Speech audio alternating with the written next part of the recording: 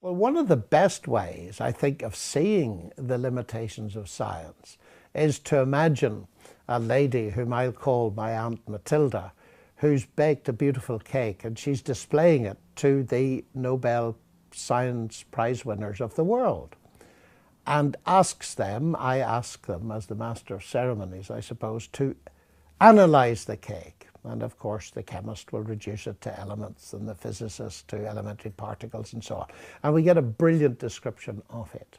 And then finally I say to them, now, thank you for these scientific descriptions. I've just got one last question. Why did she bake the cake? And of course the physicist can analyze it, but the physicist clearly will not be able to tell me why she made the cake. In fact, no scientist will, unless she reveals it to me. Now, the interesting thing about that is this, that when she reveals it and tells me it was made for her cousin Fred or something like this, that doesn't shut my reason off. I use my reason to see if her explanation makes sense. Now, of course, that raises very deep questions. It raises the question as to whether there is a something, or better, a someone who stands in the same relationship to the universe as Aunt Matilda does to the cake, and whether he has revealed anything. And of course, the basic Christian claim is that's precisely what has happened, that God, who made the universe, has revealed something. And that little illustration may be simple, but it helps to explain another misapprehension that's very widespread, that revelation, that is in terms of the Bible revealing things, is somehow against reason. That's nonsense. We use reason in all areas, even in understanding revelation. The point is there are different sources of information. One of them is the study of nature, and the other is, as I believe, the book of God's Word. And when God reveals something in His Word, we don't shut our reason. In fact, we need a reason even to read it. But then we can see if what is said makes sense. And so that would be the approach to the question of the limits of science that I would take. One of the big arguments that the new atheists make is this. It's their observation, and of course it's a common observation, we all make it, that we are ethical people, we have moral standards and so on and so forth. And in their crusade against God, they realize there could be a problem for some people, because traditionally, in Western Europe certainly, the baseline for ethics, the guarantor of ethics, if you like, has been God. That's the traditional ethic based on Christianity. And so one possible reaction is to say, if you get rid of God, you knock the bottom out of ethics and you leave people morally at sea, so to speak. No, say the new atheists, you don't need God in order to have a base for ethics. We can supply a base for ethics, basing it in science and so on, or society, or both. Now, what I want to say there, when people phrase the question in its short form, can we be good without God? We need to be very careful what we mean by the question, because of course atheists can be good. From where I sit as a Christian, each human being is a moral being made in the image of God, so that whether they believe in God or not, they have a conscience, they are moral beings, and of course they have the capacity to demonstrate good behavior. So the issue is not, can atheists be good? Indeed, sometimes atheists show better patterns of behavior than religious people, professing religious people. So we leave that aside. What I'm referring to is much more what Dostoevsky in his famous novel, The Brothers Karamazov, referred to.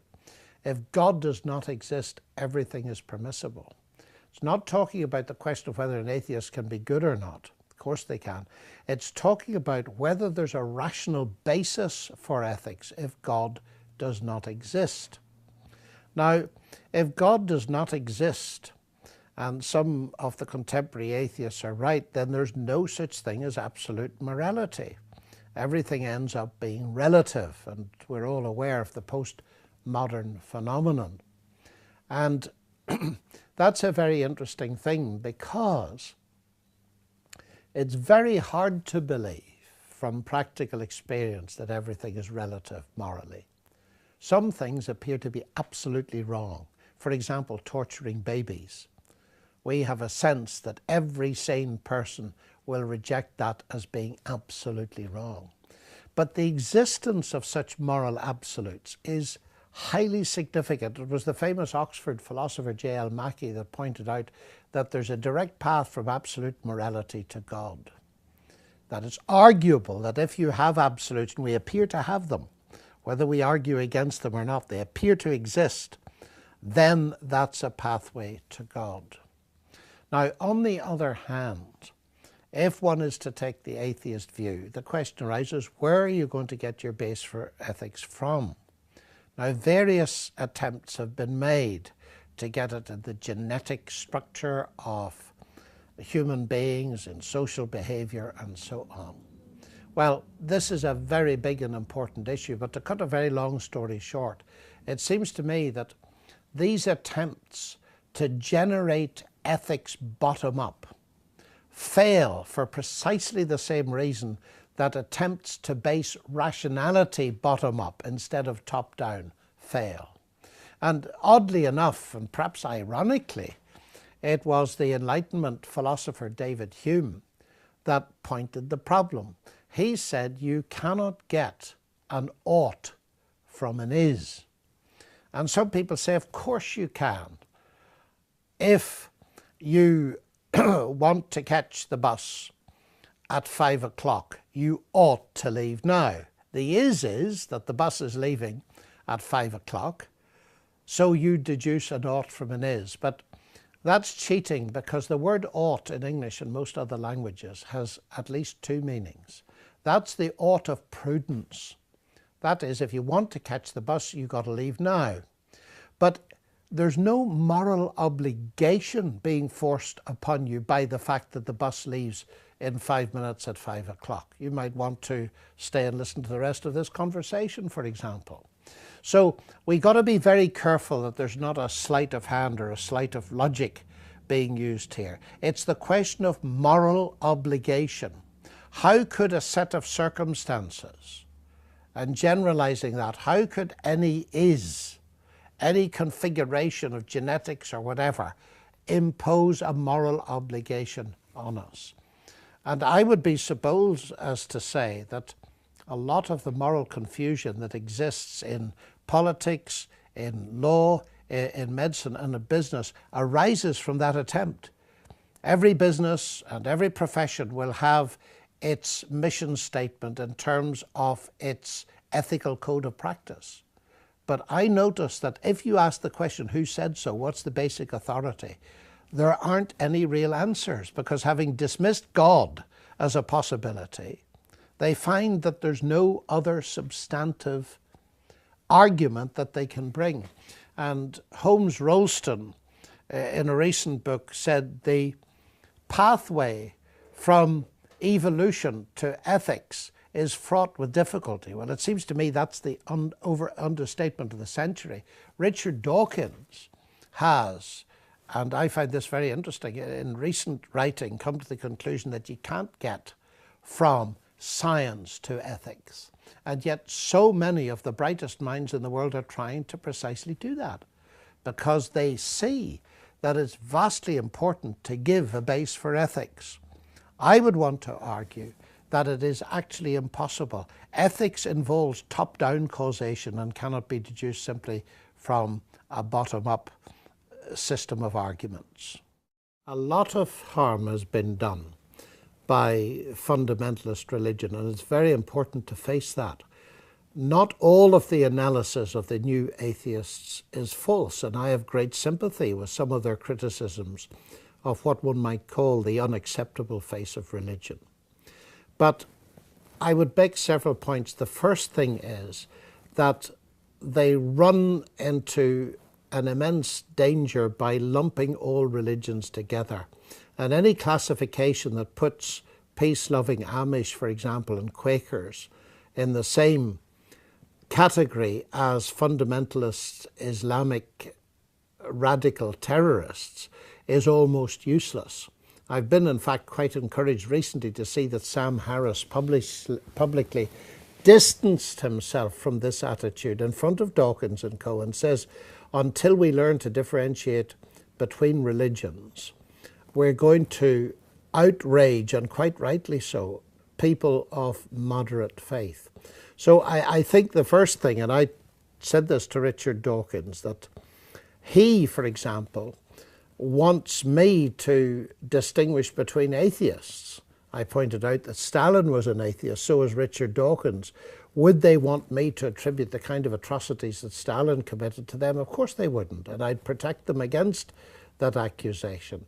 So if they want us to distinguish between atheist and atheist, I think it's only fair to demand that they distinguish between religion and religion. So that's the first couple of points I would make on that.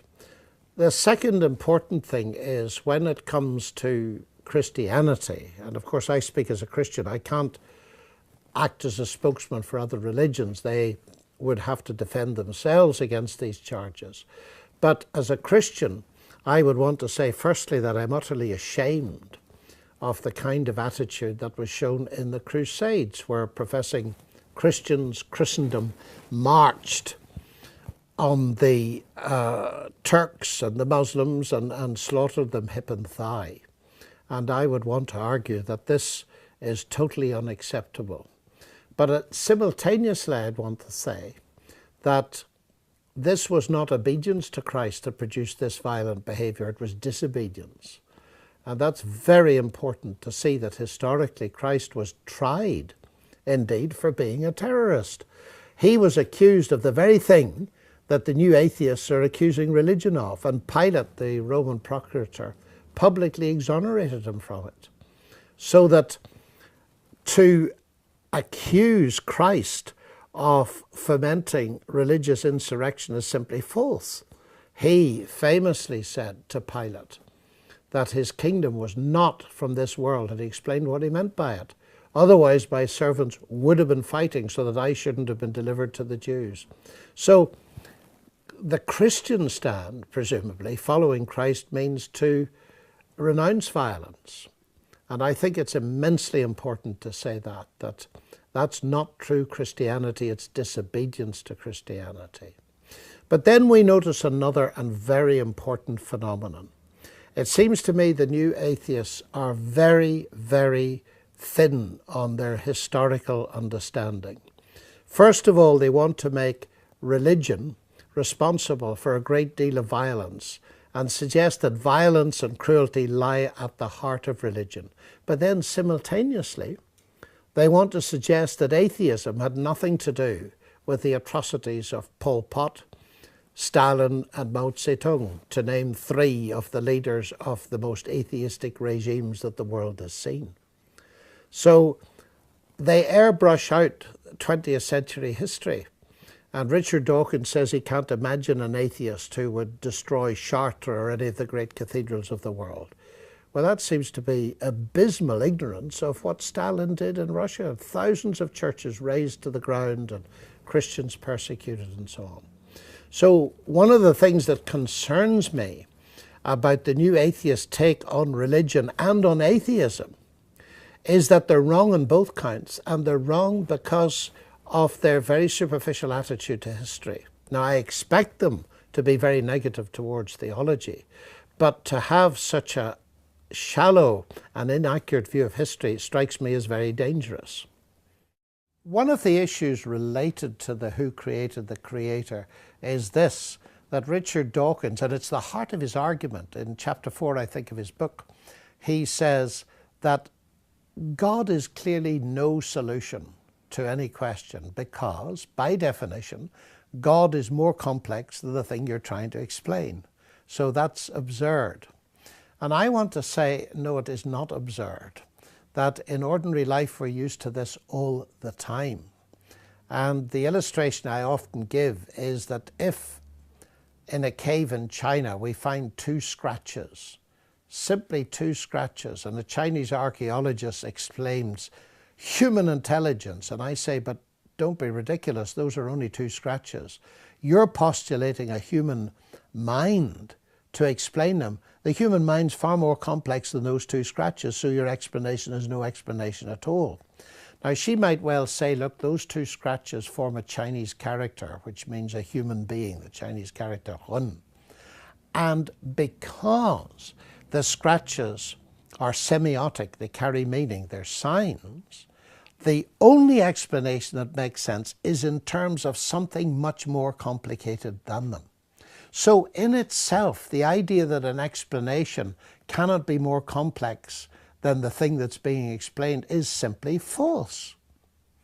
If you and I went to the planet Mars and as we came into land we saw little piles of titanium cubes, perfectly formed, and the first pile had 2, 3, 5, 7, 11, 13, 17, 19, and so on in prime ascending order, we'd know immediately that an intelligence was responsible for it. We wouldn't know which intelligence, but we know that that intelligence is far more complex than those cubes. So the thing that Dawkins seems to be refusing to allow is the fact that an explanation can lead you upwards in complexity. Also, I'd want to say that explanations can become increasingly complex.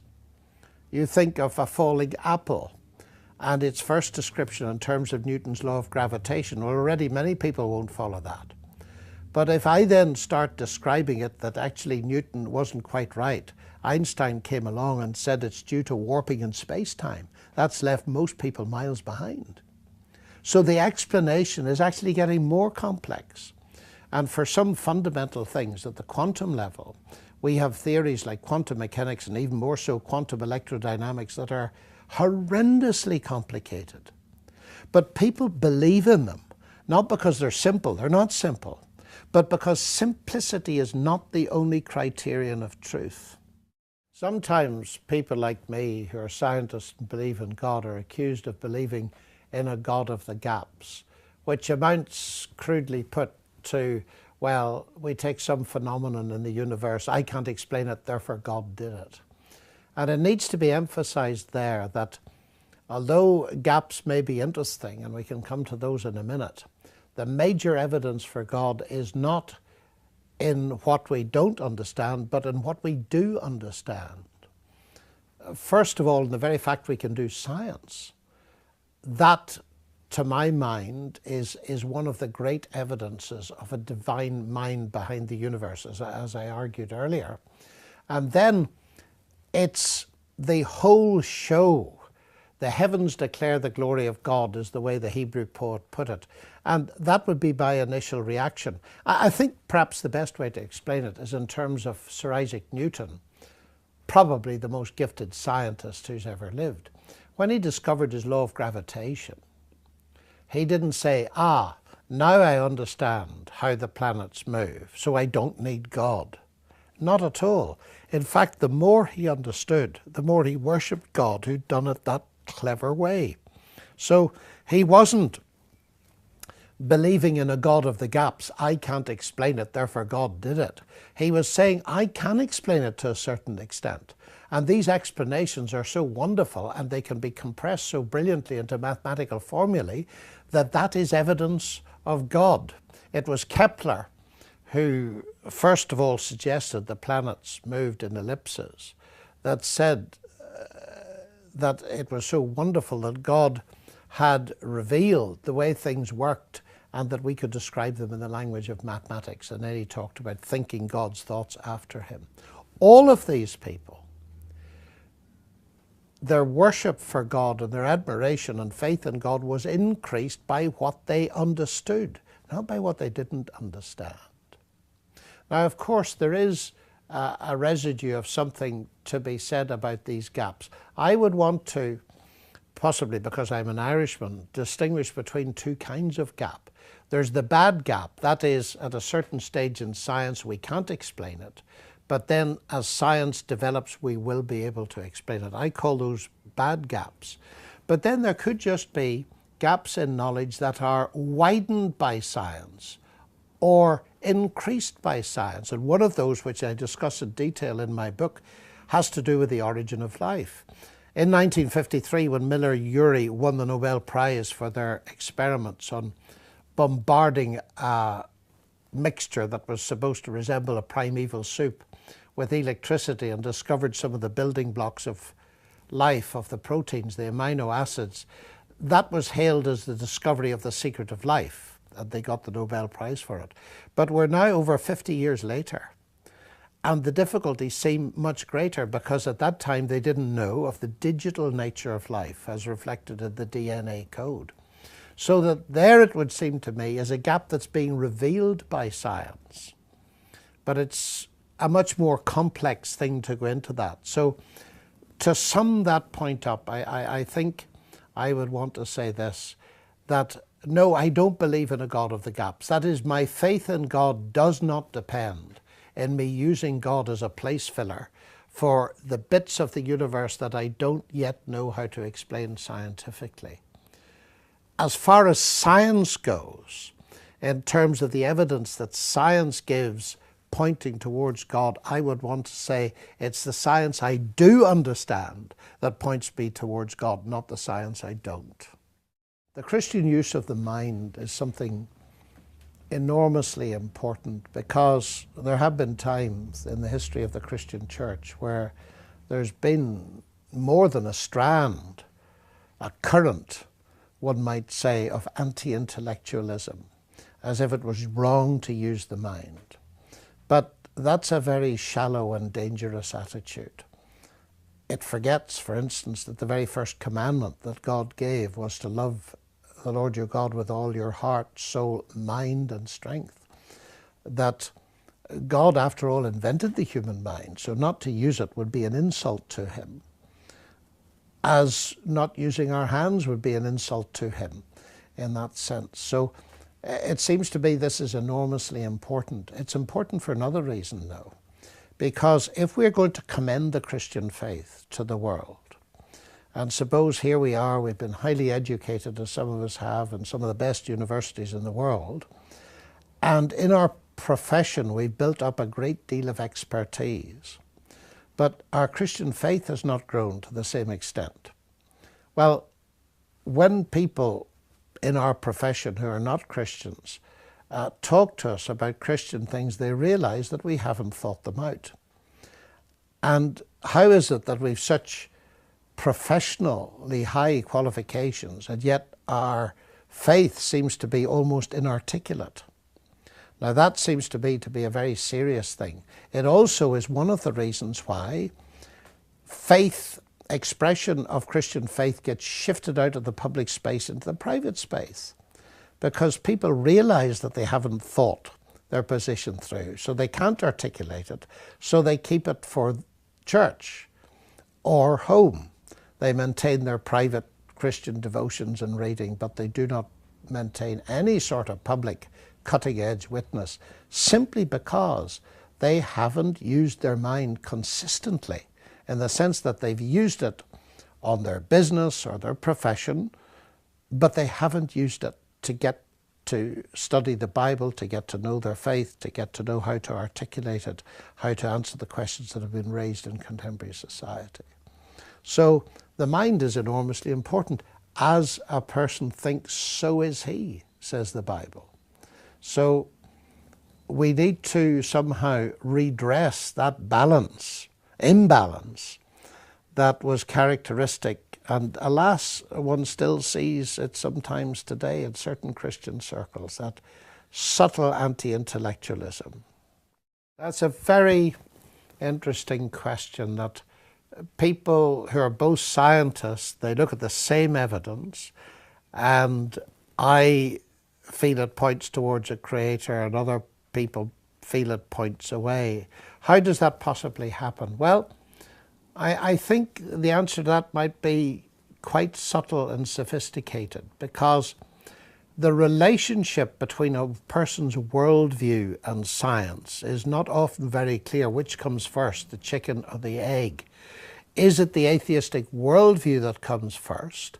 And so that colours to a certain extent the way we see the evidence in science. Or is it vice versa, and similarly for the theistic worldview?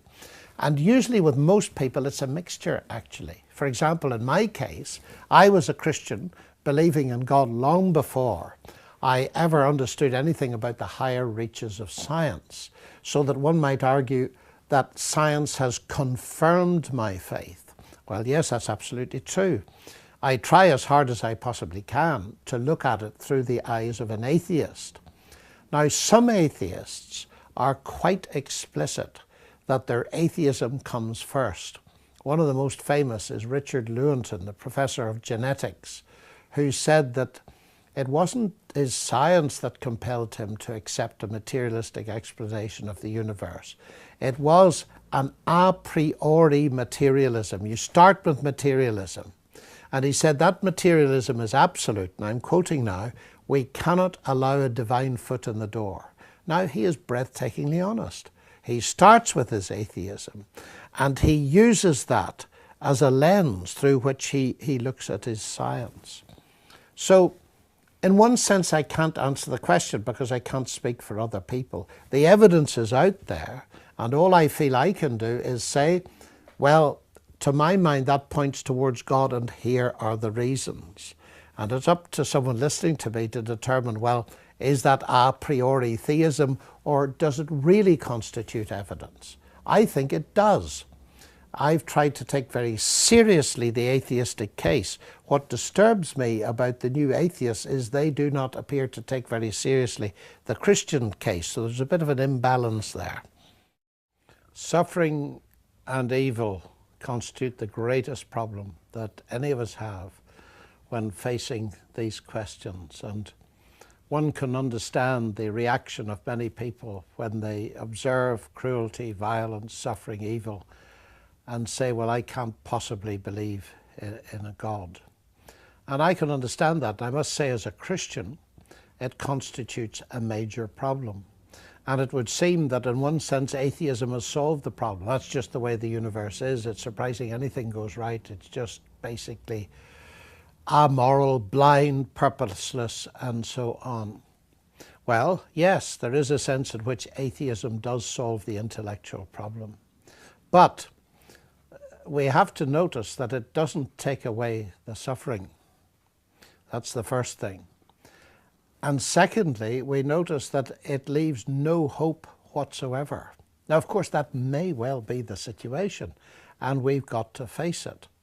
So the equation looks a bit like this. The atheist believes that the intellectual problem is solved. It just means there's no God, and then it makes sense, although it's horrific. For the Christian, who believes in God by definition, it constitutes a major problem. But the Christian will argue that what the Christian has is hope in the face of suffering. Now, the atheist has no hope because death is the end by definition. So there's no hope of compensation, there's no hope of justice, there's no hope of anything to balance out the suffering that people have experienced. But the Christian does believe that such a hope exists. And it seems to me that one of the ways into this question, and I put it that way advisedly because there are no simplistic solutions to this question, one of the ways into it is to look at what the New Testament tells us about the nature of God. And if the Christian story is true, and I believe it to be true, Jesus Christ was God incarnate. And we all know, of course, that he was crucified. Now, if this is God, then we have to ask ourselves what this means. And one of the things that I think it means very clearly is that God has not remained distant from our human suffering, but has become part of it. In other words, the question then boils down to, do we have enough reason to trust God when suffering looms large or evil is there and so on? Is there enough evidence to trust God with it? The tragedy, it seems to me, of atheism is that we find ourselves to be moral beings, yet atheism doesn't give any justification for our morality in the sense that there is no ultimate justice. If death is the end, and if a person has had a horrible life of suffering and pain and death is the end, then there's no hope of any kind of compensation. Whereas, as a Christian, I believe that God is a God of love, and therefore there is to be ultimate justice. And that is going to be guaranteed by the fact that life exists after death, and there is to be a judgment where God will sort everything out perfectly fairly. And therefore, as a God of love, I believe that there will be real compensation for the sufferings that have been innocently endured. So, to sum this up, atheism appears to solve the problem, but it doesn't. It leaves the suffering. And it could be argued that it makes it worse, because now there's no hope. Very often human experience tells us that when we're in a situation where there is suffering and pain to be endured, if there's hope to be placed alongside it, it gives us some help to endure and face it. But if you remove all hope, as atheism does, then you have a very bleak universe indeed. Now, of course, the atheists will say, well, the universe is just like that, it's bleak. But then I would want to come back on the fact that where does the evidence point? Does the evidence point to their solution? Or is there sufficient evidence, as I believe there is, to come to the conclusion that Jesus Christ really is God, and that therefore his suffering on the cross in a very real way opens the door to profound answers to this question?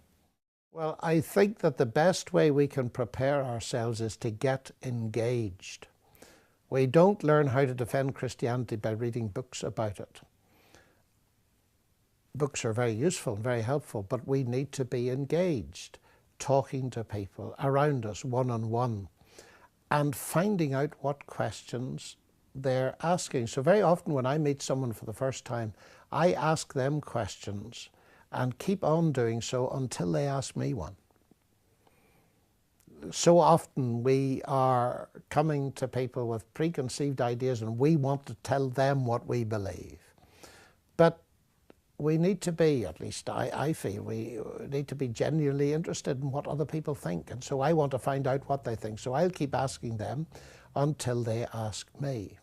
Now, the crucial thing then is this, that when they ask me something to which I don't know the answer, which is a highly likely, statistically probable event, is that we don't try to pretend to know what we don't know. There's nothing more nauseating in people's eyes as an obvious attempt to answer a question when we clearly haven't a clue. And I think that we need to be honest here and admit we don't know the answer, but show a willingness to go and find out the answer. And it's then that our own questioning will become serious, and we'll be going looking for answers, not as solutions to academic questions merely, but because someone asked us the question and we need to give them an answer. And I think that's very important. So there's a very strong human dimension in all of this. So that's how I'd start, and we all start small, just talking about our own experience, being honest, and being ruthlessly honest with what we do not know. Because claiming to know what you don't know, most people can see through that immediately and you lose all credibility. So that's where I would start. People often ask me what apologetics is. And in a way, the word is very unfortunate, because first of all, it suggests to an English audience of apologizing for something, and we normally apologize for something that we've done wrong. So it's a negative kind of word. And I think it's important to realize this is not actually an English word at all. It's a transliteration, not a translation, of a Greek word, apologia, which simply means defense. And it's used in the New Testament many times, particularly by the Apostle Paul, in terms of his defending the Christian message. In other words, he was coming in a pluralistic world with many different philosophies and so on. And the moment he started to talk about Christ and the message of the Christian gospel, people would ask questions. There would be misunderstandings. There would even be later on misrepresentations. And so Paul would be answering questions. He'd be defending Christianity. And that is what is meant by apologetics. And it's very important to see that. It's not a subdivision of Philosophy 101. It's actually part of essential communication of the Christian gospel. And in the 21st century, anybody who tries to communicate Christianity in the public square, they will be asked questions, and so they'll inevitably be involved in what is called apologetics. Perhaps the better term would be something like persuasive evangelism. But it is the fact that there are many misunderstandings, many questions, many misrepresentations and accusations that we have to defend Christianity against. And it's noticeable in the case of the Apostle Paul in the book of Acts that Christianity was in a very real sense on trial in him. It wasn't simply his verbal and intellectual answers, it was his whole attitude of life and the man himself. And it's worthwhile remembering that when we put our heads above the parapet, we are on trial. And the gospel, the Christian message, will be judged by our responses and so on. And that's why it seems to me very important in the famous statement by the Apostle Peter that we notice the context and the manner in which the Christian message is to be defended. I've been very struck by the fact that the context of the famous words, and the words are, "Always be ready to give a defense to those that ask you concerning the hope that is within you." The context is fear. Just a few statements earlier, Peter is talking about fear. Don't be afraid of what other people are afraid of. Don't feel threatened. So it's quite clear that this business of giving an answer wasn't just sitting around an armchair with a few cozy friends chatting. It was defending Christianity, often under very hostile fire. And one of the things that affects us, all of us, I don't care who we are, is that we do get threatened and we do feel afraid. So Peter is saying, don't fear. Well, of course, it's all very well to be told not to fear. But what's going to help us not be afraid? And it's the next statement that seems to me to be central in this whole issue. Don't fear, but sanctify in your hearts Christ as Lord.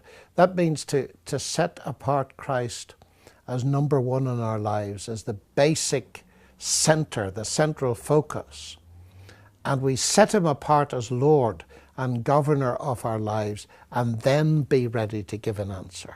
And that tells me also that it's just not simply a question of mastering a whole lot of intellectual answers to sophisticated questions. It starts with an attitude of heart towards the Lordship of Christ, and it's a question of obeying him, and from that gaining the strength to attempt at least to answer the questions that people throw at us. One of the central arguments of the God delusion, Richard Dawkins' book, is the famous schoolboy argument. If we believe in a creator, we'll have to ask who created the creator. Now, the first point I would make about that is this. If you ask the question, who created God, you are thinking of created gods. Now, the ancient world knew all about created gods. Actually, we call them idols. And people don't believe in them usually nowadays. So if Richard Dawkins really thinks that what he's demolishing is belief in created gods, then good for him. But he could have written a far shorter book, because millions of us don't need any convincing that created gods are a delusion. So that's the first point. And I believe it's quite a serious point, actually. Because if he thinks that the God means you must be able to say who created God, then he does fall foul of that criticism. Now, you can only ask the question, coming at it from another perspective, if you cannot conceive of an eternal God. Christianity, of course, does not believe in a created God. It believes in God who is eternal and is the creator of everything else. In other words, God is uncreated. So what I'm claiming, to use mathematical language, is that the category of the uncreated is not empty. Now, it could be that Richard Dawkins has difficulty with the notion of the uncreated. Although, and I'd like to know the answer to this, I don't know the answer to this, does he believe that matter and energy have existed forever? Because if he does, as many people do who are atheists, then they do believe in something eternal.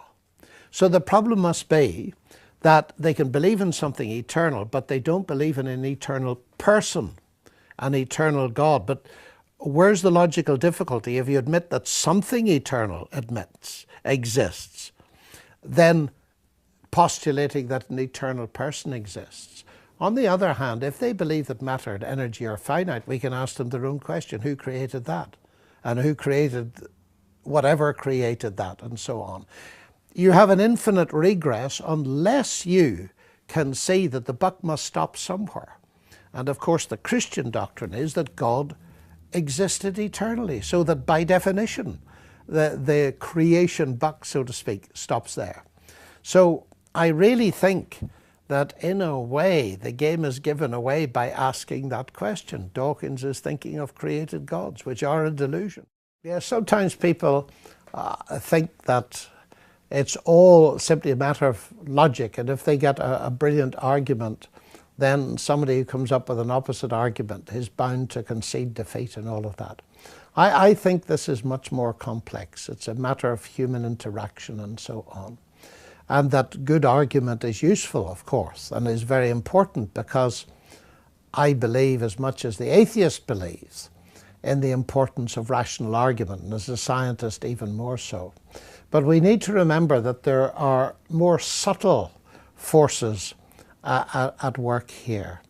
And if I give a very good argument but come across as a stuck-up, arrogant person, that argument will have no effect whatsoever. So my attitude needs to be right. And I need to come across as much a seeker after truth as anybody else. And that's often where things go very badly wrong. That people feel it's simply an intellectual game where you're out to beat the other person or out to win the argument. Well, I think that's a very low-level kind of motivation myself. One is, of course, out to defend the Christian faith, and one trusts one's arguments are robust and so on. But I'm not trying to beat the other person or to make them look foolish or look embarrassed or look silly. What I'm trying to do is to set forth the faith as rationally as I can, in the hope that it will commend itself to his or her conscience. And that's the important thing. And it brings one back to what Peter says about the defense of the faith, to do it with respect and to do it with meekness and gentleness. And the trouble is, a lot of knowledge can sometimes stoke our heads up to such an extent that we become insufferable. And of course we'll not cut much ice then, to mix the metaphor. The idea that Christian faith is somehow against progress and reactionary in that kind of sense, I find almost amusing, because the very freedoms that we value in Western liberal democracies are freedoms that were given to us by Christianity. It's interesting when it comes to things like human rights, the equality of men and women, the legal system, the educational system, which we all enjoy, all of those have their roots in Christianity. And I suppose the major one of those is the Christian doctrine that human beings are equal because they've been created equal and given infinite dignity because they are creatures of God. To say that that's reactionary and somehow detrimental, I find in a sense incredible, because it evaluates human beings at a very much higher level than atheism does, which says, of course, that in the end human beings are just a stage in the endless, mindless, purposeless unfolding of what is latent within the atomic structure of matter. So that it's good to be reminded, even by atheists who've seen this, that it's the case. Jürgen Habermas is one of the most prominent intellectual leaders in Germany, and he describes himself as a methodological atheist. And yet he says that when we look at Western civilization, it is Christianity that has given us our freedoms, our democracy, our legal system, and so on. And then he adds, to this day, we have no other option, that is, than Christianity. Everything else is postmodern chatter. So I think it's a very healthy reminder from someone who's not a Christian of what we owe to Christianity. Therefore, someone who says that Christian doctrine, Christian teaching is impeding progress simply knows nothing of history. After all, we could add to that, of course, the fact of the care for the weak. Hospitals, hospices are all Christian developments. If you look back to the Greek and Roman world, they were not egalitarian in any sense, and babies that were unwanted would simply be exposed on the mountainside, etc. And what Christianity brought into the ancient world, and it has stayed with us until the present day, are those fundamental values. What I do find interesting, though, is that people who don't want to acknowledge this tend to say, but those are Enlightenment values.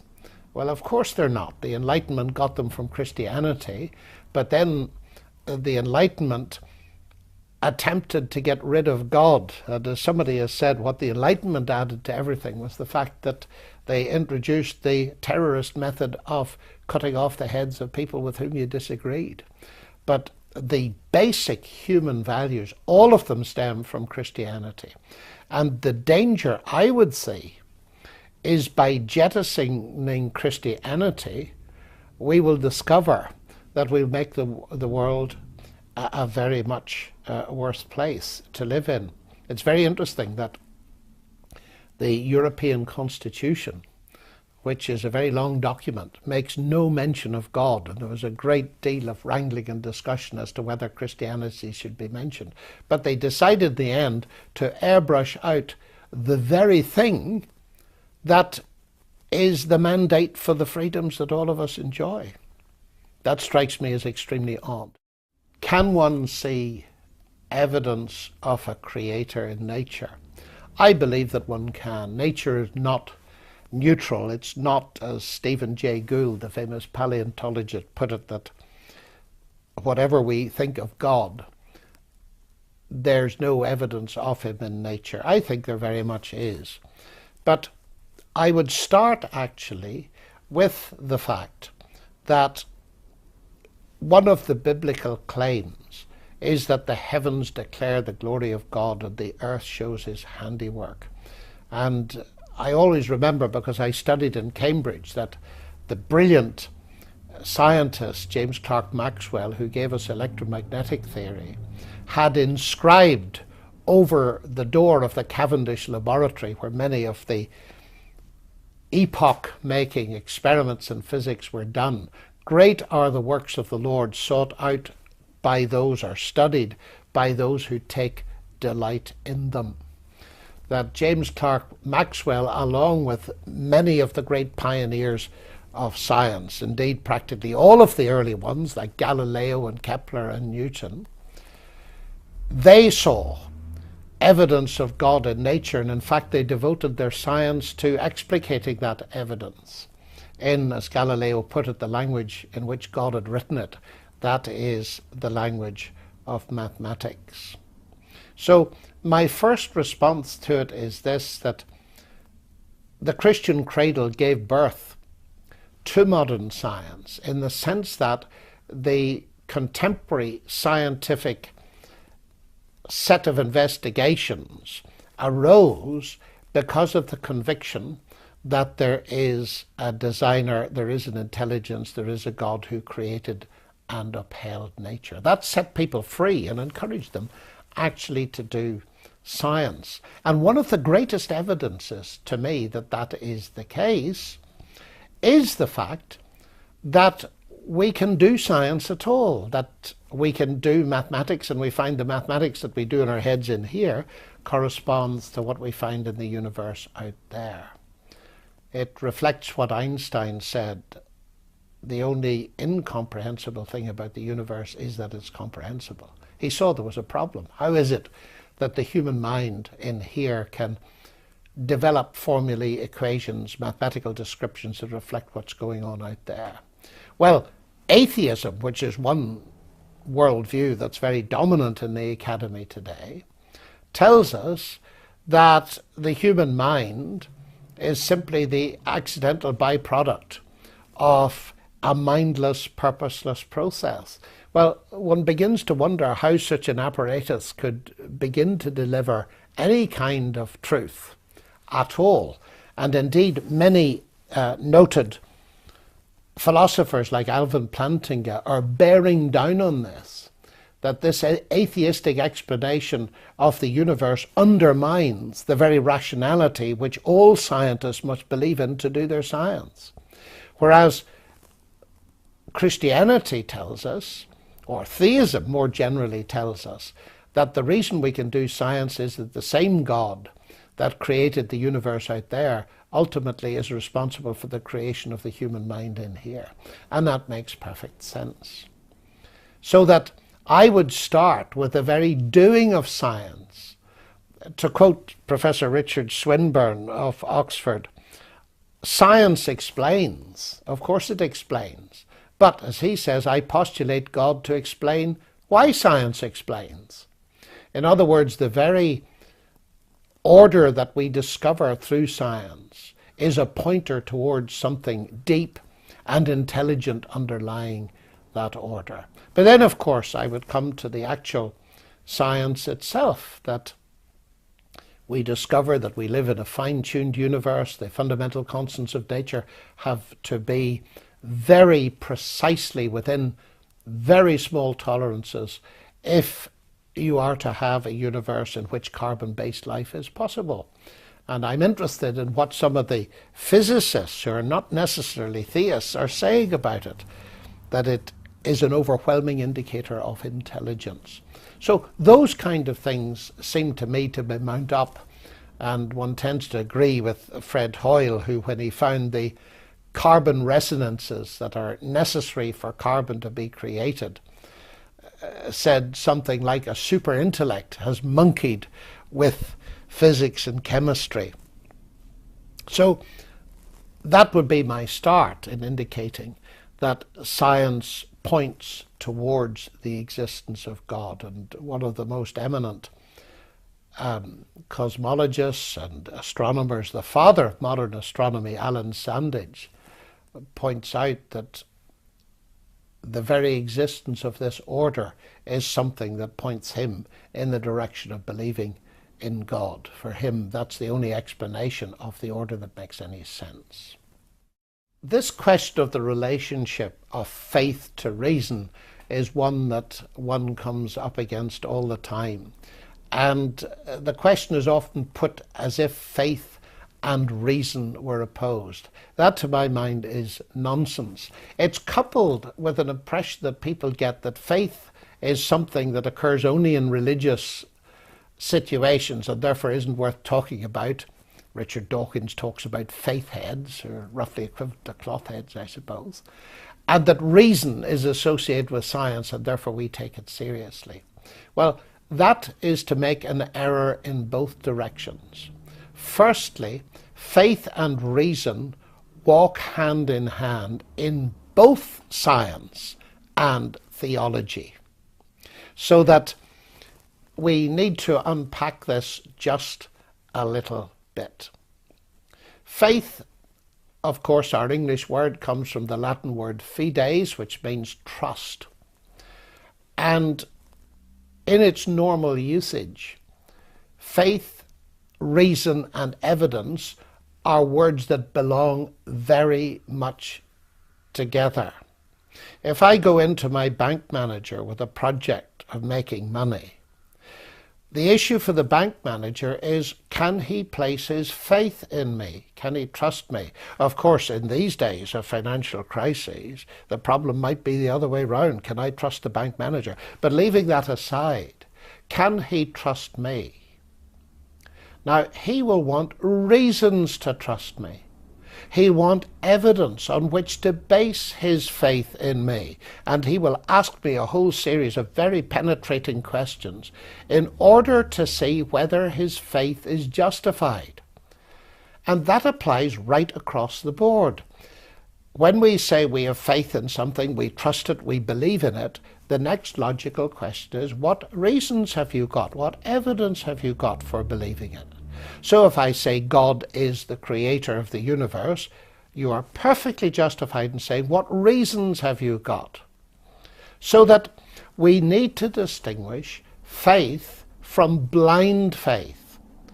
What makes this discussion very complex is that many of the new atheists regard all faith as blind faith. But that is absolute nonsense. A man's faith in his wife is not blind. I even discussed this with Richard Dawkins, and he quite rightly gave me many reasons why he has faith in his wife. That is, we immediately see that that kind of faith can have reasons. It is evidence-based faith, but it is nonetheless faith. So that to say that all faith is blind faith is simply wrong in using faith in its general context, but it's also wrong using faith in its specifically religious context. The early scientists and many contemporary scientists weren't fools in putting their faith in God because they believed there was evidence for it. And it's interesting that in the part of the New Testament that is devoted to explaining what faith is, one of the major books, that is the book we call the Gospel by the Apostle John, he says that he has written, collected together all this evidence, and I quote, "These things are written that you might believe," that is, have faith in, "that you might believe that Jesus is the Messiah, the Son of God, and that believing you might have life in his name." In other words, John is not asking us to put blind faith in Jesus. It's the exact opposite. He said, here's the evidence I've collected as an eyewitness, and this evidence forms the basis on which you can rest your faith. That is, he is appealing for evidence-based faith. It is, of course, the fact there is such a thing as blind faith, and it's very dangerous, particularly when it's coupled with unscrupulous religious authority, as we see in 9/11, the blind faith of those that drove the airliners into the Twin Towers in New York. That is blind faith, and it is to be roundly condemned. And I will agree entirely with the new atheists in condemning it, but I will not agree with them that that is the only kind of faith there is, because after all, some of them at least are scientists, like Dawkins and Dennett, for instance. So they have faith in common with every other scientist who ever lived in the rational intelligibility of the universe. Their science doesn't give them that. As my teacher of quantum physics at Cambridge points out in many of his books, Sir John Polkinghorne, physics is powerless, he says, to explain its faith in the rational intelligibility of the universe. Why is that? Because in order to do any physics, you must believe in the rational intelligibility of the universe. Now, here comes the major irony. The atheists claim they don't have faith. Oh, yes, they do, in their science, in the rational intelligibility of the universe. But half a minute, where's the evidence that that faith is justified? In their worldview, it doesn't exist, because their worldview is that human intelligence is simply the product of a mindless, unguided process. But if that's the case, why on earth would you give it any credence whatsoever? Why would you believe any thing that it produced? As John Gray has pointed out not so long ago, and he has said that, you know, the interesting thing about the evolutionary doctrines that these new atheists base so much of their worldview on is that they are geared to survivability, not towards truth. So why would you believe anything produced by an apparatus that is thrown up by such a mindless, unguided process? What am I saying? I'm saying, firstly, there is such a thing as blind faith. It is very dangerous in the religious sphere, but it seems to me that the atheists are coming very near to being guilty of blind faith when they trust the human mind for which they haven't a shred of evidence on their own hypotheses, in their own worldview, that it should be considered as reliable. In other words, scientists have to have faith in the rational intelligibility of the universe. The rational justification of that faith came originally from Christianity. Atheism simply doesn't have any. So this matter of faith, evidence and reason is something we need to think about very carefully. There is a final point to be made here, actually, and that is to bring in the word revelation. Sometimes faith and revelation are put as opposites, as diametrically opposite to revelation. But let's think of revelation firstly at the simple human level. Here's Aunt Matilda and she's baked a cake.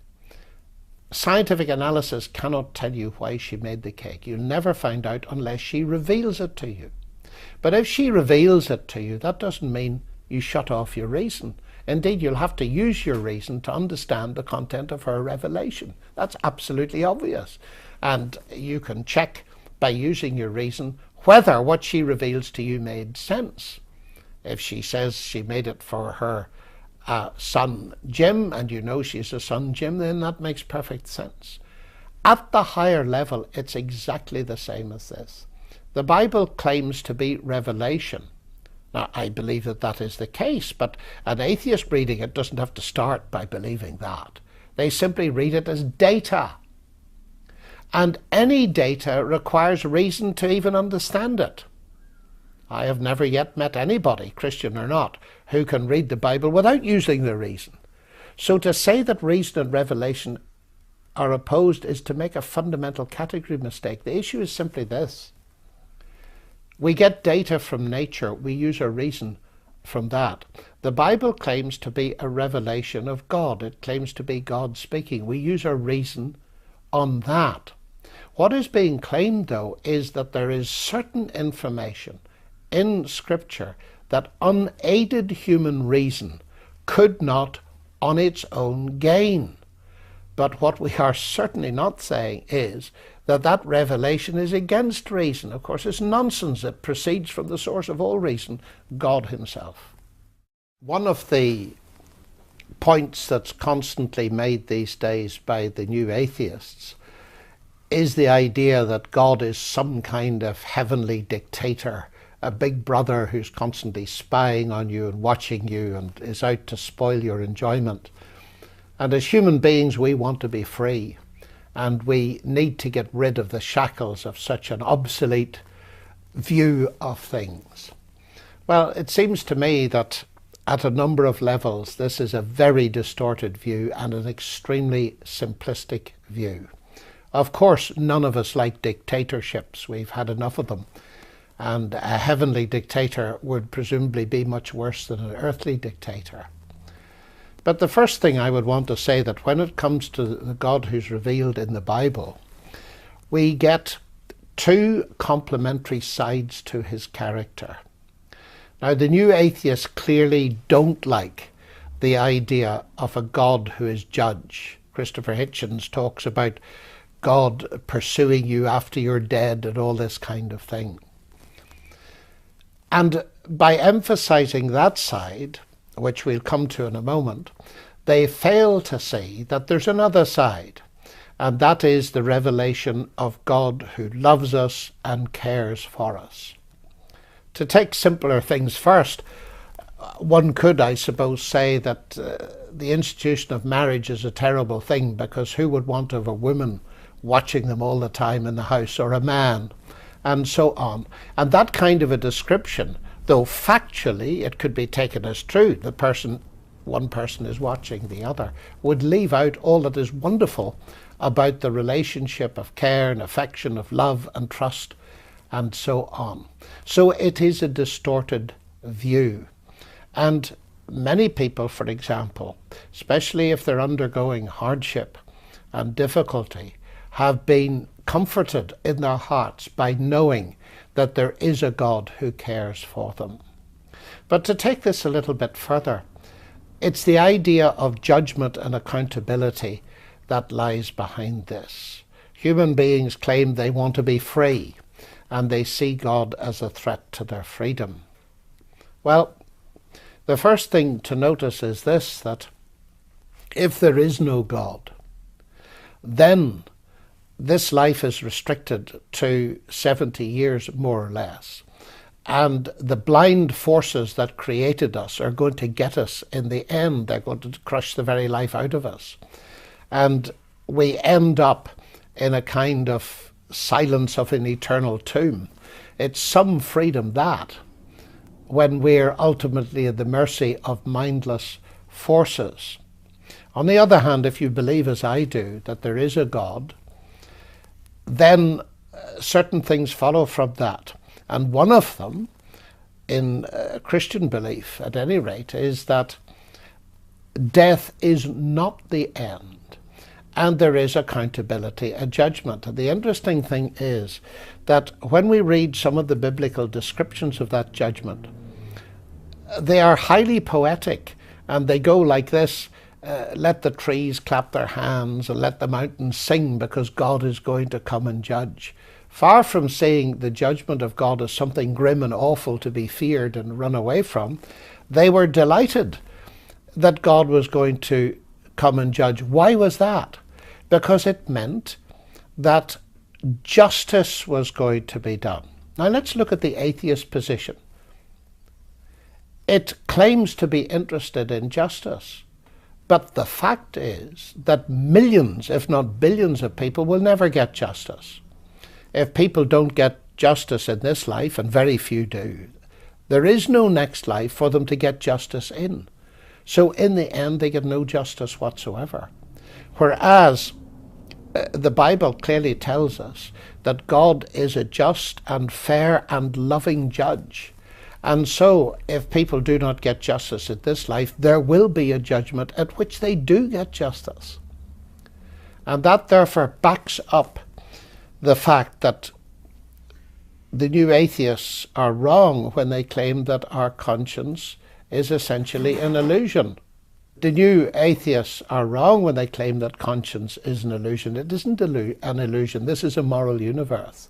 So by removing the judge, they've actually removed all hope of justice. And they end up in a universe which, to my mind, is not free at all. It is an absolute prison. So, summing that up, I would say that there are a couple of points to be made. The first is, it is a distorted view. The second is, the notion of there being no God means you remove justice. And let me put, finally, the two notions together. David Berlinski recalls that during the Second World War, a Gestapo officer was executing a Jewish person, and the Jewish person said just before he was shot, "God is watching you." And of course the Gestapo officer just laughed. Hitchens may object to the notion of a God watching him, but whatever you think of Stalin or Hitler or Mao or Pol Pot, the fact is that they did not believe there was a God who was watching them, and millions would wish that they had. The question of the central Christian claim that Jesus is God become human is, of course, a fascinating one for any scientist, and very frequently people react with a certain amount of incredulity when they discover I believe this, and they say, how could you possibly believe in the 21st century as a scientist that Jesus was God? I remember being asked this once at a large gathering of physicists who'd come to hear me lecture on the relationship of science to theology, and one physicist after the lecture said, "How could you possibly believe this? It's all very well talking about the fine-tuning argument and evidence that there's an intelligence behind the universe, but come off it. This is going way beyond to assert that the God who designed the universe and who upholds it actually became human. Can you explain it?" And I grinned and said, "Yes, but I want to ask you a question first." He said, "That's fine." I said, "My question's much simpler. It's this: what is consciousness?" "Oh," he said, "we don't really know what consciousness is." Well, I said, "Okay, let's try something simpler and something that comes nearer to the realm of physics. What is energy?" And he said, "Yes, well, energy is something we know a lot about. We can measure it, we can use it, and so on. We can convert it into different forms." I said, "But that's not my question. My question is, what is it?" He said, "Well, we don't really know." And I said, "It's good to hear that, because at least it shows you agree with the Nobel Prize winner for physics, Richard Feynman, who said nobody knows what energy is." Well, I said, "You believe in these things, and yet you don't know what they are. Should I write you off as a physicist?" He said, "Please don't." I said, "Of course I won't. But you get my point. I suspect you were about to write me off as an intelligent person because I believed in something which, if it's true, of course, is infinitely more sophisticated and complex than the things that we're just talking about." But it helps us into the whole question, because the reason you believe in consciousness and energy, even though you cannot understand very much about what they actually are, is because of their explanatory power. They make sense of various things that you observe. And I said it's exactly the same, of course, at a deeper or perhaps a higher level, with my faith that Jesus is both God and man. It's the only solution that makes sense. That he is a man is not difficult, of course, but it's that he is both God and man. And I believe that that makes sense of the evidence of his life, the uniqueness of his claim, which he backed up by showing that he possessed the attributes of God. And above all, I suppose the central thing that I find convincing is the fact that he rose from the dead. He's broken the death barrier. But of course, to go into those details is a completely separate argument. The question of science and miracle is a very important question. And many people think that the Scottish Enlightenment philosopher David Hume settled it long ago in the 18th century, and there's now nothing more to be said, so that it is impossible for a scientist to believe in miracles. Well, I think that David Hume did not settle it. In fact, reading David Hume is an extremely enlightening thing, as I suppose the Enlightenment is meant to produce, because I find it very odd that it's David Hume that gets quoted in this context. Because after all, the usual argument against miracle is that they go against the laws that science has discovered. Science proceeds on an assumption of cause and effect, and therefore people say that any physical effect must have a physical cause, and therefore there's no room for miracles. The interesting thing is that David Hume did not really believe in the law of cause and effect. In fact, he said that you think that you see cause and effect, but all you do is associate certain events in your mind. You cannot see that one thing causes another. Now, of course, a contemporary scientist would say that was absolutely absurd. But the point is, here is David Hume, who wrote against miracles, but he doesn't even believe in the basic law of cause and effect that makes scientific law and formulation possible. And that I find rather amusing. The second thing is that David Hume rightly said, of course, that a person's belief should be proportioned to the evidence, but no amount of evidence could get you to believe in a miracle, because a miracle by definition was something that was contrary to all known experience. And when you examine in detail what Hume actually says and how he defines miracles, he effectively defines them out of existence. They cannot happen because they are defined not to be able to happen. I would like to look at this in the following way, that the confusion that arises in many people's minds are that the laws of nature are themselves causes, but they're not. No billiard ball has ever been set in motion by Newton's laws of motion. People wielding billiard cues set billiard balls in motion. The laws of motion, Newton's laws of motion, will describe the way in which a billiard ball moves, of course, once it has been set in motion. But the laws are not causes in that sense. And they will describe its trajectory on the billiard table, provided, of course, nobody sticks their hand in and lifts the ball off the table. That's the first thing I want to say. The laws are descriptions, our descriptions of what we observe to happen, the patterns we observe, and on the basis of which we can make predictions. But the difficulty is that we use the word law in two senses, in a scientific sense and in a legal sense. Let me illustrate this with a very helpful remark that C.S. Lewis made in this very context, that if I put £100 plus £100 in my drawer at my bedside tonight, 100 plus 100 is 200. That's a law of arithmetic. Now, if in the morning I discover £50, I do not say that the laws of arithmetic have been broken. I say that the laws of England have been broken. But how do I know that the laws of England have been broken? Because I know the law of arithmetic. In other words, it's my knowledge of the regularity of the law, if you like, that enables me to tell that someone has put their hand into the drawer.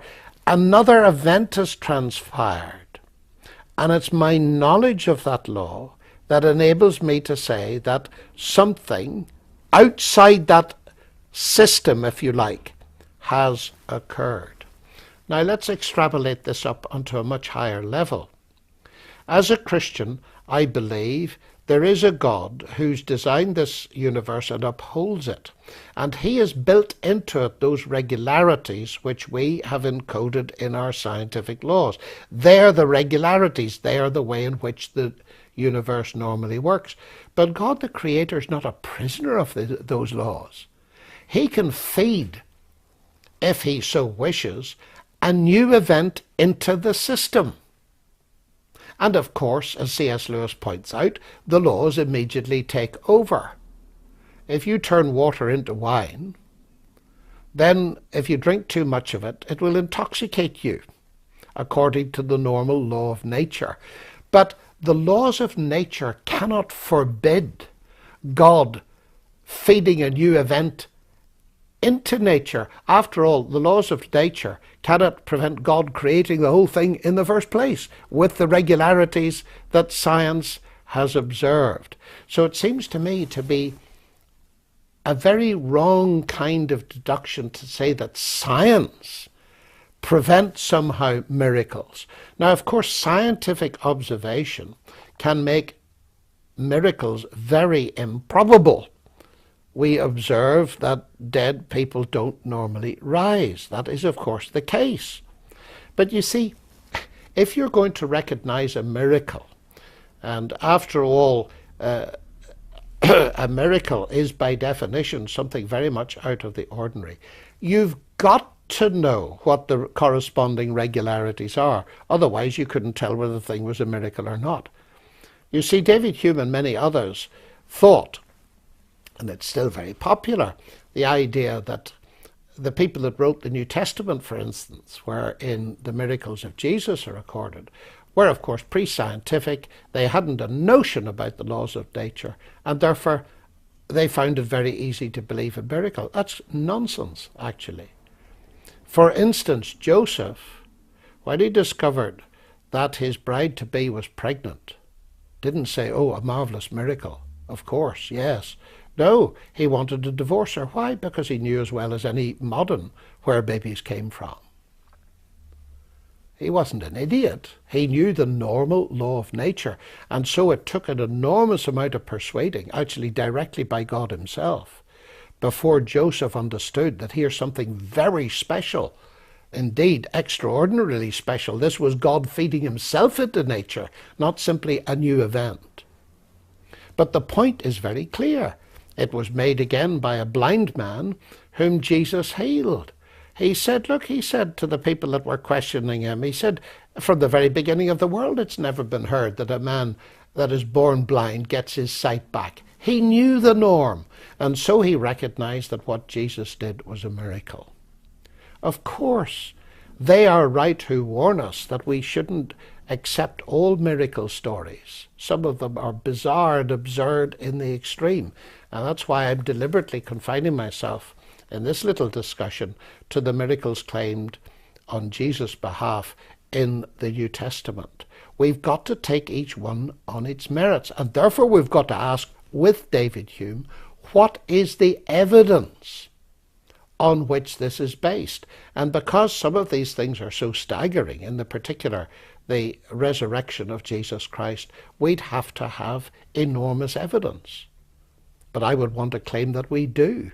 And one of the strongest bits of evidence is the rise of the Christian church and what lies behind it. But that's a topic for another time. There's a very popular view going around that science and religion are essentially hostile to each other. They've been at war not only since the Enlightenment, but since ever science started. That is regarded by serious historians of science, who are not necessarily all Christians by any means, as a myth. There are, of course, as is usual, reasons for the myth. And often quoted are two incidents, historical incidents. First of all, the treatment of Galileo by the Roman Catholic Church, and secondly, the very famous debate between Thomas Henry Huxley, Darwin's bulldog as he was called, and Bishop Soapy Sam Wilberforce in the Oxford Natural History Museum in 1860, a year after the publication of Darwin's Origin of Species. Now, serious historical work has been done on both of these incidents and the way they have become cultural icons used in the defense of this conflict thesis that religion is at war with science. And it has turned out that neither of those incidents will bear anything like the weight that is put on them. In fact, they do not confirm the conflict myth at all. Let's take very briefly Galileo. Galileo opposed the reigning Aristotelian notion that the earth was fixed at the center of the universe. And we are told that the church persecuted him for it and got him to recant his developing scientific views. But we need to be very careful because, first of all, the first opponents of Galileo weren't the church. They were the Italian philosophers who believed in Aristotle. Because the fact was that both the philosophers and the church had got committed to the reigning paradigm of Aristotelianism. And here was Galileo challenging it. It is a very big lesson, actually, that the church had rushed to ally itself to a reigning scientific paradigm of the time when that paradigm turned out to be false. And that's a warning, perhaps, that sometimes people rush too quickly because science is in flux and is in change. But that's a separate lesson. The thing to be observed is this, that Galileo was not an atheist. Galileo was a believer in God. He was a believer in the Bible when all this started and when all it finished. He never changed his commitment to Scripture. So here's a believer in God that is supporting a scientific development that we now know to have been a correct one. And he was challenging the reigning philosophy of the time that was believed not simply by the church but by everybody. So to see it as a conflict between science and religion is simply false. The next thing to notice is that Galileo wasn't the wisest of men. He wrote a book into which he put the view of the then Pope, who had been his friend but rapidly ceased not to be. He put the ideas of the Pope into the mouth of a figure he called Simplicio, the fool, which was not exactly calculated to win friends and influence people. So that was shooting himself in the foot, basically. He insisted on writing in Italian when the scholarly language of the day was Latin, and so the scholars didn't like him for that. And then in the background there was the Reformation, and some of the leading intellects in the Reformation were espousing Copernicus's view, and therefore Galileo could have been seen as supporting them. So there are all kinds of cultural reasons in the background that played a very big role indeed. The one thing that the story cannot be used for is to say here is religion versus science, whereas atheism would have done a better job. Not at all. Galileo was a theist, a biblical theist. But Galileo was effectively pointing two lessons. One, science does change. And two, for those people who believe in the Bible, they need to be careful how they interpret it. Because there's not a person today, I would suspect, who would understand that when the Bible talks about the earth resting on pillars, they would take that to be literal in the sense there were huge big concrete columns supporting the earth so that it fixed and it couldn't move. But be careful with the word literal even, because what those metaphors are referring to are very real stabilities. We now know the stability of the earth is a very sophisticated thing indeed, but it is real, that is literal at another level. So we need to be careful too when we run away with the idea that because some of the Bible is written in poetic language, that what it says is not referring to something real. That is to make a very silly mistake in the way in which we understand literature. The second story, Huxley and Wilberforce, is again often painted as the triumph of rational atheism and science in the person of Huxley against an ignorant cleric, Bishop Wilberforce. But the interesting thing is that Wilberforce wrote quite a lengthy paper, which I've read, in which he says that he's not going to use religious arguments because this is a scientific debate. So far from a religious man using religious arguments, it's not. It's a person who was a gifted amateur scientist presenting such a convincing case that Darwin himself called it uncommonly brilliant. He'd found all the weak points in his theory, and in fact somebody is said to have been deconverted from evolution by listening that day. The only records we've got of the actual event say that each man found a foe worthy of his steel. The honours were just about equal. If we look at it in its cultural setting, there's very much more afoot than is apparent in what I've already said. And the main thing being that Huxley was on a crusade to promote a professional class of scientists. He didn't want any more these clerics, these amateur naturalists. He wanted science to be the business of professionals. Indeed, he wanted a church scientific, as they spoke of in those days. And so the legend of a conquered bishop slain by a brilliant scientist suited the cause of the day. But historians have long since recognized that this is the case, and therefore a serious historian would not use this incident as an evidence for the truth of the conflict metaphor. And in fact, one could sum up and say, in the words of Colin Russell, who's a professor of the history of science at the Open University in Britain, that the conflict metaphor is so extremely not congruent with the actual facts that what needs to be explained, and now I'm quoting him, what needs to be explained is how it ever could have arisen in the first place. To put alongside that the simple fact that far from religion and science being in conflict,